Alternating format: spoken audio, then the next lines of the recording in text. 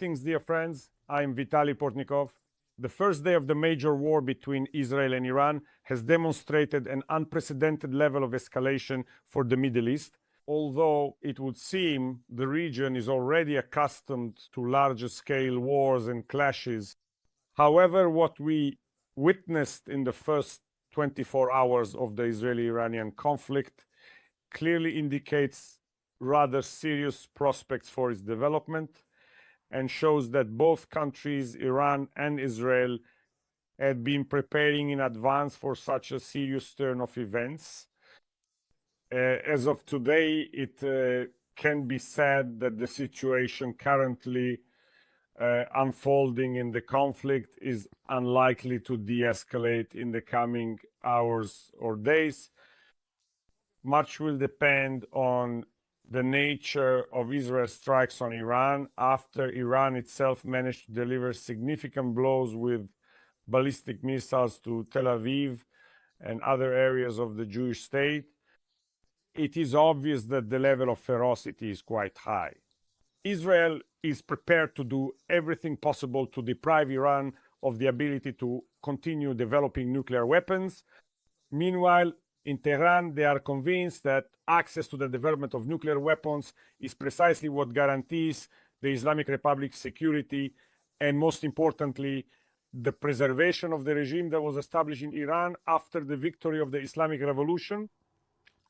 In Israel, it is increasingly clear that careful preparations are being made for a prolonged, long-term confrontation, as well as for possible measures to destroy Iran's crucial oil refining industry. This, in turn, could very likely lead to a significant surge in global oil prices, not just for a short period, but over a rather extended and prolonged time frame. Such a scenario would create new opportunities for Iran's allies, such as the Russian Federation, which, judging by the Kremlin's official response, appears to be counting on further strengthening its own political role and influence. Vladimir Putin even offered Russian mediation in resolving the situation to Israeli Prime Minister Benjamin Netanyahu and Iranian President Masoud Pezeshkian. However, in reality, the Russian president is not interested in mediation, but rather in further escalation of the situation and an increase in oil prices. Another blow to the global economy could come from retaliatory strikes by Iran against Israel, provided, of course, that Tehran still has enough capability to carry out such strikes. And this is not just about attempts to target Israel's energy sector or inflict serious damage on the country's economic facilities. It is also about the possibility of blocking the strait, which in turn could have a serious impact on the entire global economy and lead to completely unpredictable consequences in the coming months. Finally, it is entirely unclear to what extent Iran understands all the consequences of such a confrontation with Israel and, of course, with the United States.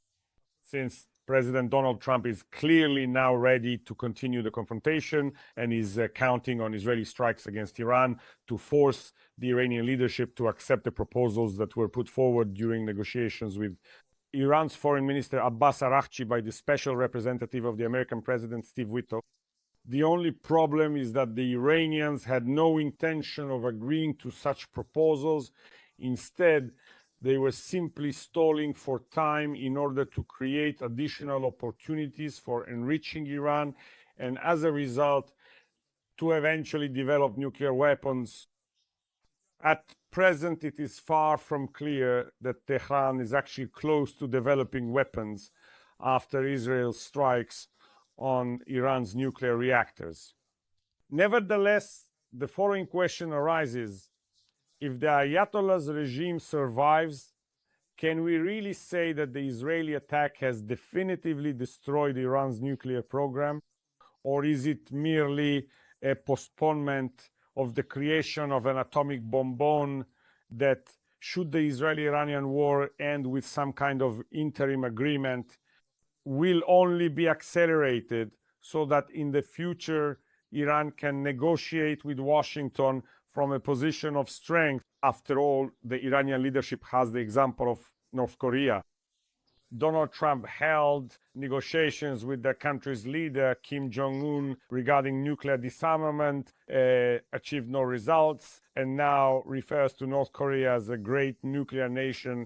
It is obvious that the leaders of Iran would like to see exactly this kind of development and are counting on the fact that the leadership in the United States will be forced to reckon with Tehran if it acquires nuclear weapons. In the case of North Korea, there was no question on Israel's security. After all, the North Korean leader did not claim that his main goal was the destruction of South Korea. But in the case of Iran, the destruction of Israel remains the main objective of Iranian foreign policy. In this situation, it is not only Iran that has no way out.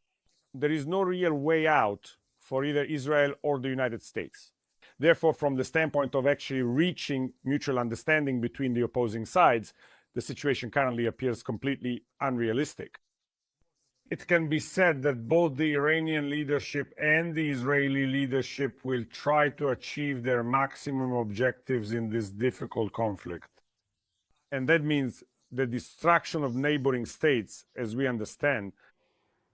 Israel would like to destroy the Ayatollah's regime in Iran, and Iran would like to demonstrate that Israel is actually unable to defend its own security and is in a much more vulnerable position than during all the previous decades of wars in the Middle East. This could also serve as a lesson to the Arab world, which was unable to achieve the destruction of Israel. But now Iran appears to be close to this coveted goal. And since it is unrealistic to destroy the Jewish state, which clearly enjoys the support of the United States and has sufficient military capabilities to defend itself, it is equally unrealistic to overthrow the Ayatollah's regime in Iran. There are simply no such opportunities today. So all that remains is to wonder at what stage of confrontation the current struggle between Iran and Israel will end, and whether it might lead to some unpredictable consequences that wars often bring about, even when both sides prepare thoroughly, yet fail to account for a whole series of random events that ultimately determine the outcome in ways that not even the most seasoned politician or the most experienced military leader could have foreseen. In the case of a war between Iran and Israel, we are most likely dealing with exactly this kind of development. Thank you, friends. Stay on this channel and subscribe. Subscribe to my social media, to the channels in Patreon, buy me a coffee and Donatello to support these resources. Use the YouTube sponsorship feature. Peace be upon you.